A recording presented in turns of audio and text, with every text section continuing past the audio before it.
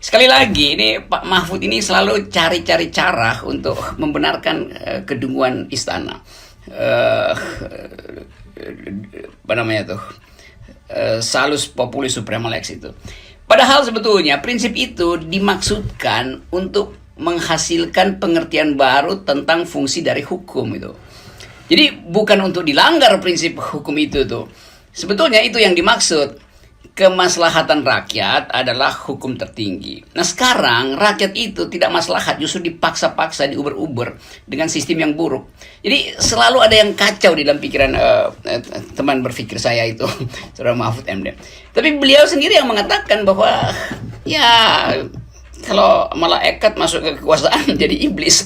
Jadi kita membayangkan ini pikiran iblis apa masih pikiran malaikat itu. Udahlah itu salam-salam aja sama Pak Mahfud. Betul-betul kacau aja mau diapain itu kalau memang nggak mampu bikin public policy, tapi selalu ingin cari cara untuk membenarkan dengan dalil-dalil boleh melanggar konstitusi. Itu sama dengan mengatakan bahwa oke, demi 7 periode boleh melanggar konstitusi. Itu satu paket aja kan.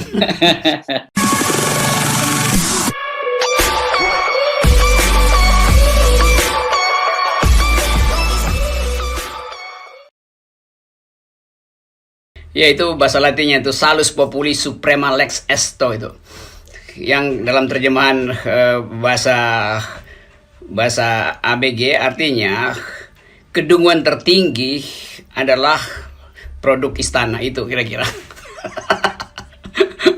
Tapi kita mau anggap ini serius karena dari awal penanganan COVID ini kan jadi sorotan dunia tuh. Sehingga akhirnya berkali-kali kita diminta untuk memperbaiki sistem penanganan COVID ini. Memang COVID dengan vaksin hendak diyakinkan bahwa akan ada percepatan pemulihan kesehatan tuh. Tapi berita-berita yang termasuk All England All England ini apa dia disuruh mudik apa disuruh pulang mudik gitu, disuruh karantina. Jadi bayangkan misalnya kalau pemerintah Inggris tahu bahwa Indonesia tuh bahkan mengizinkan mudik kok. Jadi pemain All England itu nanti disuruh mudik, nggak boleh mudik, dikarantina dulu di situ kan, gagal dia. Kalau udah mendekati Lebaran tuh, untung belum mendekat Lebaran. Sekali lagi, ini Pak Mahfud ini selalu cari-cari cara untuk membenarkan kedunguan istana. Apa namanya tuh? Salus Populi Suprema Lex itu. Padahal sebetulnya prinsip itu dimaksudkan untuk menghasilkan pengertian baru tentang fungsi dari hukum itu. Jadi bukan untuk dilanggar prinsip hukum itu tuh. Sebetulnya itu yang dimaksud. Kemaslahatan rakyat adalah hukum tertinggi. Nah sekarang rakyat itu tidak maslahat, justru dipaksa-paksa, diuber-uber dengan sistem yang buruk. Jadi selalu ada yang kacau di dalam pikiran teman berpikir saya itu, Saudara Mahfud MD. Tapi beliau sendiri yang mengatakan bahwa ya kalau malaikat masuk ke kekuasaan jadi iblis. Jadi kita membayangkan ini pikiran iblis apa masih pikiran malaikat itu. Udahlah itu salam-salam aja sama Pak Mahfud. Tapi yang lebih penting sebetulnya adalah memastikan bahwa dunia menyorot Indonesia dan kecurigaan itu sampai di All England. Jadi dunia sebetulnya mungkin pemerintah Inggris melihat, loh bagaimana mungkin ada yang positif di dalam pesawat yang membawa yang di dalamnya termasuk ada tim All England Indonesia. Jadi dia mungkin curiga bahwa memang itu berasal dari Indonesia, karena itu langsung dikarantina. Mungkin juga bukan dari tim Indonesia, tapi kecurigaan itu udah muncul karena gejala-gejala penanganan kita yang buruk itu, bahkan dibandingkan dengan India segala macam itu. Jadi itu sebetulnya kekhawatiran kita dalam upaya untuk memastikan bahwa vaksin itu harus efektif.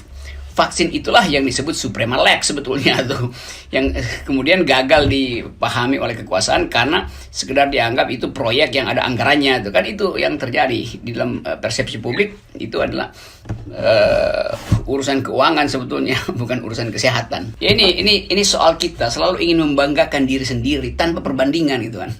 Jadi Mahfud kan berupaya terus untuk membenarkan praktek-praktek kekuasaan, karena itu dia kehilangan kemampuan untuk melakukan perbandingan akademis itu. Dan persiapannya dari 1 tahun lalu yang harusnya udah ditrain bagaimana distribusi vaksin, kan percuma diamankan dengan cara yang sangat serius waktu itu, seolah-olah ini adalah amunisi perang yang mesti diamankan atau rumus kimia untuk menghasilkan energi baru. dengan pengamanan yang sangat ketat semacam itu, akhirnya berantakan di dalam distribusi tuh kan. Kan kita dengar beberapa orang bahkan ditawarkan untuk ya silahkan datang karena punya koneksi dengan kementerian, yang sebetulnya nggak boleh kan. Tapi beberapa tokoh juga mau pamer bahwa dia punya akses untuk mengajak keluarga atau kerabatnya vaksinasi di tempatnya, yang sebetulnya terlarang gitu. Jadi dari awal perencanaan ini adalah berantakan, sehingga ya mungkin kita tunggu 2 kali lipat dari jadwalnya baru bisa dapat vaksin seluruh Indonesia.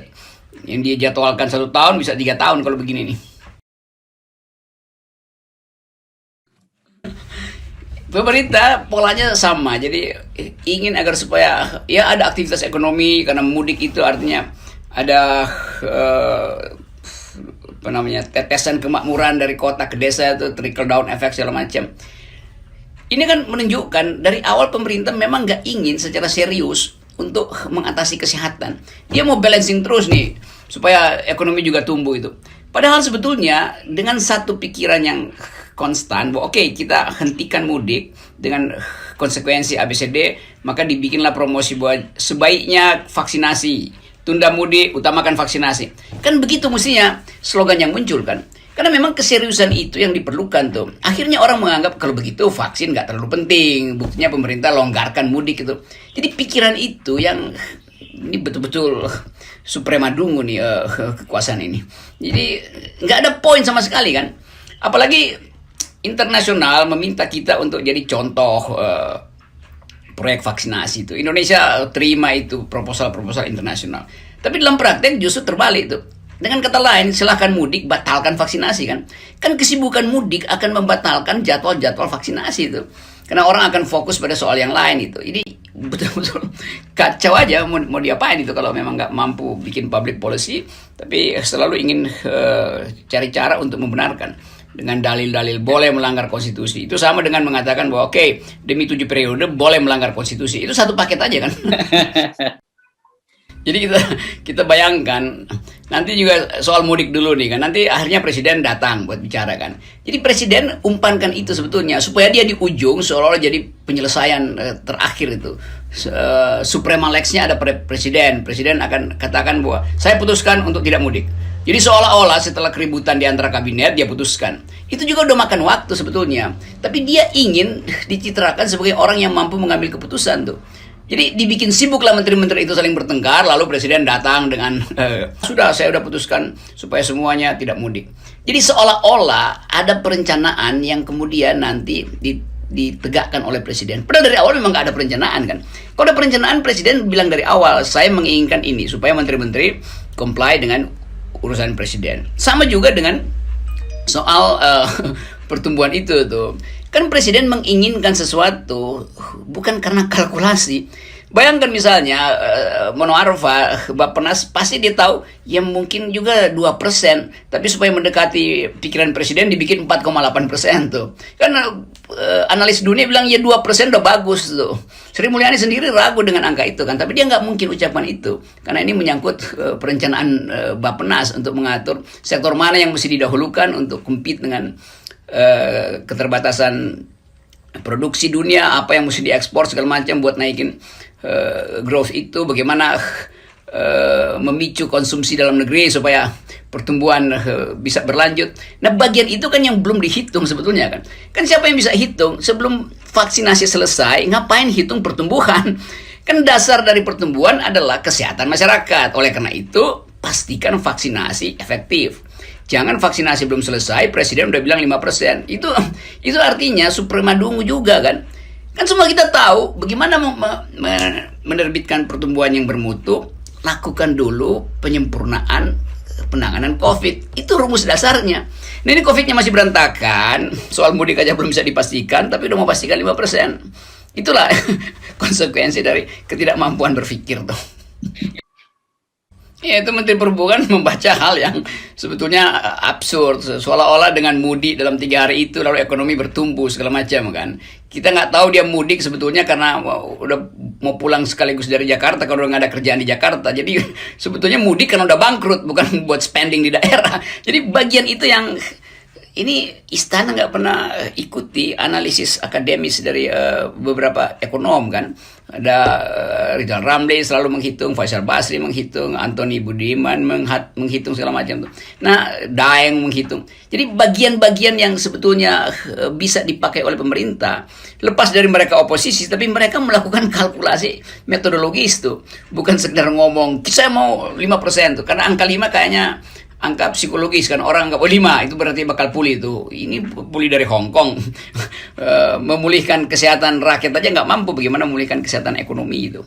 Mungkin juga Soeharto, Bappenas, Sri Mulyani malu kalau ketemu dengan analis asing atau lembaga-lembaga internasional yang memantau Indonesia. Mereka kaget-kaget. Itu kayak sulap ya, bikin 5%, sementara COVID-nya belum ditangani itu, sementara vaksinasinya buruk itu. Jadi orang menganggap bahwa ini istana itu asbun itu, dan asbun itu melekat di dalam prinsip-prinsip inkonsistensi atau man of contradiction itu tuh. Tapi rakyat juga lebih gila lagi, menganggap bahwa lu mau ngomong apapun gua nggak peduli gitu. Lu mau bilang 15% per tahun juga, grossnya 15%, dia nggak peduli itu. Karena orang udah sampai pada kesimpulan bahwa nggak ada yang bisa dipastikan dari ucapan presiden itu kan. Soal divided nation yang terbelah, slogan Pancasila udah hilang tuh. Sidang Habib Rizik juga orang anggap bahwa ini akan ada permainan, macam-macam hal yang sebetulnya ditunggu publik, dan publik menunggu kecelakaan di istana sebetulnya kan diam-diam publik berharap supaya semakin banyak kontroversi, semakin mungkin terjadi pembusukan di istana itu. Nah, bagian ini yang jadi saya membayangkan nih, kalau rapat istana tuh ngomongin apa kira-kira ya. Kan kalau ada rapat, maka menteri-menteri itu nggak berbeda pendapat di ruang publik kan. Jadi menteri yang ini bilang boleh, yang ini bilang ragu-ragu, yang ini bilang 4% gross, yang sana bilang ya mungkin paling bagus 3% aja tuh. Jadi memang nggak pernah ada kesimpulan di istana. Atau ada yang diputuskan, tetapi menteri-menteri itu bilang silahkan deh diputusin sendiri oleh presiden, toh kita nggak akan tunduk pada pikiran presiden kan. Karena masing-masing ingin cari selamat dari kekacauan ini dengan tetap berupaya memelihara nama baik masing-masing menteri itu. Nah, apalagi menteri-menteri yang lain sudah bersiap-siap untuk calon diri sebagai presiden, dia nggak peduli lagi dengan sidang kabinet sebetulnya. Jadi saya membayangkan yang mentertawakan presiden itu bukan sekedar analis yang netral, tapi juga kabinetnya sendiri mentertawakan bosnya tuh. Jadi presiden sebenarnya ditertawakan oleh menteri-menterinya. Kan Soeharto kan pasti tertawa minta 5%, jadi dia cari cara. Demikian juga Menteri Perhubungan, macam-macam lah itu.